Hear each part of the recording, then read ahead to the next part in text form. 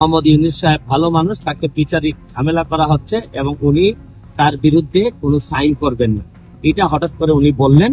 আমি আপনাদেরকে একটা জিনিস বলতে চাই, এর মানে কিন্তু হচ্ছে গিয়ে আপনি নিশ্চিত থাকেন এই ভদ্রলোকের বড় রকমের কোনো প্ল্যান আছে এবং প্ল্যানের অংশ হিসাবে উনি এই কাজটা করতেছেন, এটা আমি আপনাদের সামনে একটু নিশ্চিত করতে চাই।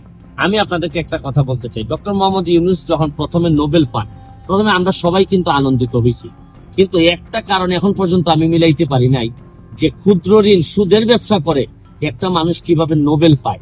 এবং আপনি আরেকটা জিনিস বাংলাদেশের বিবেচনায় আপনাদেরকে বলতে চাই, ক্ষুদ্র ঋণের ব্যবসা করে ব্যবসাতে ঋণ নিয়ে কেউ বৃহৎ হয়েছে আমার জানা নাই। আমার জীবনে আমি কোনোদিন দেখি নাই যে অন্য দেশের একটা আইনি ব্যবস্থায় কোনো মামলা হইলে এটা স্থগিতের কোনো আবেদন জানানো যায়।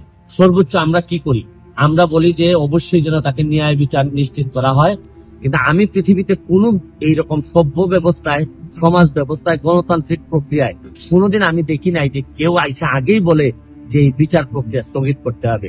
শুনেন, আমি একটা জিনিস আপনাদেরকে বলি, এই দুঃসময়ে এখন যে সময়টা ক্রাইসিস মোমেন্ট, এই সময় আওয়ামী লীগের মধ্যে আমি আওয়ামী লীগের যারা আছেন সবাইকে দাবি করব যে যার খুলস থেকে বেরোয় আসে, প্রতিবাদ করার সময় আছে, আমাদের যা যা আছে তার বিভিন্ন সময় আমরা বলবো আমাদের দুর্নীতির বিরুদ্ধে যুদ্ধ চলতে থাকবে।